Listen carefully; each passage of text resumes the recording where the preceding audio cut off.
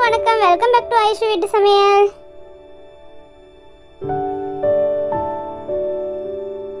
Friends, உங்க எல்லாருக்குமே இனிய புத்தாண்டு நல்வாழ்த்துக்கள். இந்த இனிய புத்தாண்டு உங்களுக்கு ஒரு இனிய சிறந்த துவக்கமாக இருக்கட்டும். Happy new year friends. இன்னைக்கு நம்ம என்ன பார்க்க போறோம்னா, புது வருஷ பிறப்பு அன்னைக்கு நம்ம முதல் நாள் அதுமா நல்லா இனிப்பாக ஆரம்பிக்கலான்னு சொல்லிட்டு நான் ஒரு பாயாச ரெசிபியோட வந்திருக்கிறேன். இது ரொம்ப டேஸ்ட்டாக இருக்கும். கண்டிப்பாக ட்ரை பண்ணி பாருங்கள் ஃப்ரெண்ட்ஸ். இது நான் ரவா பாயாசம். கண்டிப்பாக இந்த ரவா பாயாசத்தை வீட்டில் ட்ரை பண்ணி பாருங்கள். உங்களுக்கு குழந்தைகளுக்கெல்லாம் ரொம்ப பிடிக்கும். இது ரொம்ப டேஸ்ட்டாக ரொம்ப க்ரீமியாக இருந்துச்சு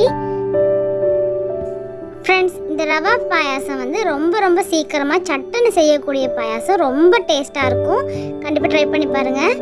என்னோட வீடியோ நீங்கள் ஃபஸ்ட் டைம் பார்க்குறீங்களா இருந்தால் சப்ஸ்கிரைப் பண்ணி வச்சுக்கோங்க. மறந்துடாம பக்கத்தில் இருக்க பெல் பட்டனையும் கிளிக் பண்ணி வச்சுக்கோங்க.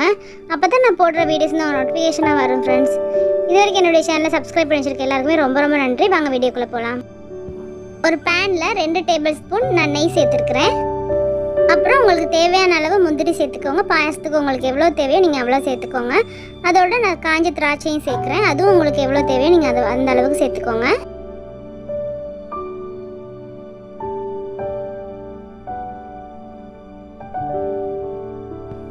அந்த முந்திரி பருப்பையும் நம்ம திராட்சையும் நல்லா நெய்யில் நல்லா வறுத்து எடுத்துடலாம். எடுத்து வேற எடுத்து வச்சிடலாம்.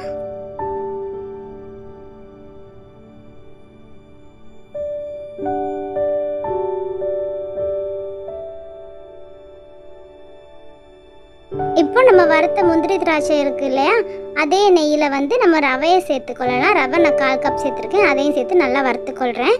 ரவை கலர் சேஞ்ச் ஆகாமல் நல்லா வறுத்துக்கோங்க.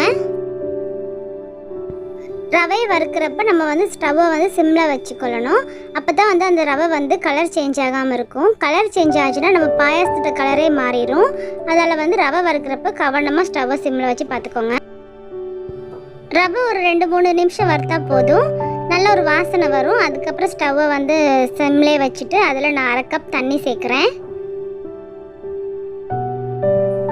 தண்ணி சேர்த்ததுக்கப்புறம் கட்டிகள் இல்லாமல் நல்லா கிளறிக்கோங்க.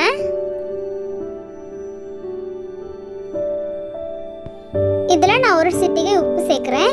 எந்த ஒரு இனிப்பு செய்கிறதா இருந்தாலுமே நீங்கள் அதில் ஒரு சிட்டிகை உப்பு சேர்த்துக்கோங்க. அப்போ தான் அந்த இனிப்போட டேஸ்ட்டே ரொம்ப நல்லாயிருக்கும். சேர்த்துட்டு அதையும் நல்லா மிக்ஸ் பண்ணிக்கொள்கிறேன். அப்புறம் இதில் நான் 2 கப் பால் சேர்க்குறேன். இது 500 ml.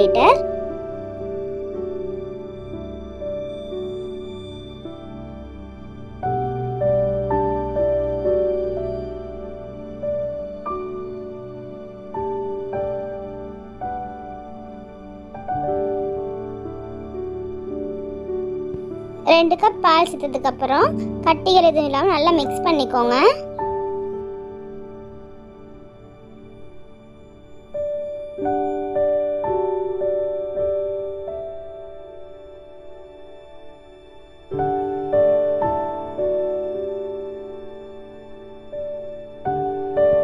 இதில் நான் இப்போ 1/4 கப் சர்க்கரை சேர்க்குறேன்.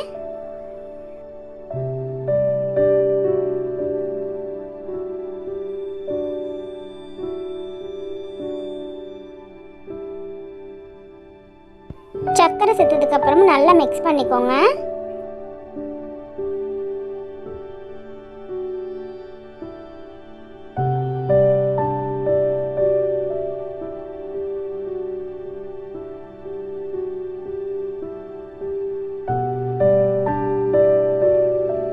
நான் இதில் 1/4 கப் மில்க் மெய்ட் சேர்க்குறேன்.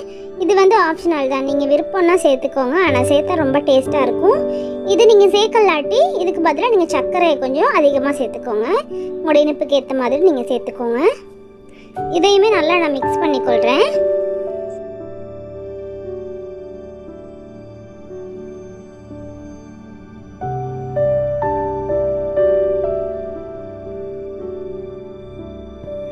இப்போ இந்த ஸ்டேஜில் நாங்கள் தண்ணி பாலெல்லாம் சேர்த்துருக்கோம் இல்லையா, அந்த நேரம் நல்லா ரவையும் நல்லா வெந்திருக்கும். நம்ம ஏற்கனவே நல்லா வறுத்து தான் சேர்த்துருக்குறோம். பாருங்கள், ரவை நல்லா வெந்திருக்குதான்னு பார்த்துக்கோங்க. இந்த மாதிரி பார்த்ததுக்கப்புறம் நம்ம வறுத்து வச்ச முந்திரி திராட்சை எல்லாம் சேர்த்துடலாம். சேர்த்து நல்லா மிக்ஸ் பண்ணிக்கோங்க.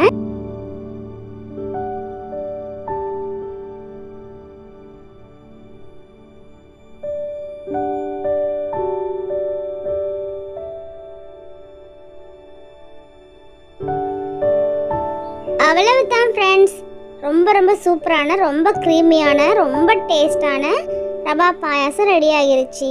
இதை நீங்கள் கண்டிப்பாக ட்ரை பண்ணி பாருங்கள். ரொம்ப ரொம்ப டேஸ்ட்டாக இருக்கும். இது உங்களுக்கு ரொம்ப பிடிக்கும். இது ட்ரை பண்ணி பார்த்துட்டு எப்படி இருந்துச்சுன்னு எனக்கு கமெண்ட் பாக்ஸில் கமெண்ட் பண்ணுங்கள்.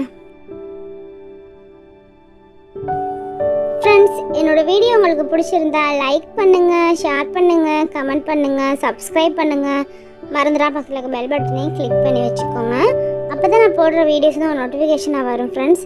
இது வரைக்கும் என்னுடைய சேனலை சப்ஸ்கிரைப் பண்ணி வச்சுருக்க எல்லாருக்குமே ரொம்ப ரொம்ப நன்றி. தேங்க்யூ ஃபார் வாட்சிங்.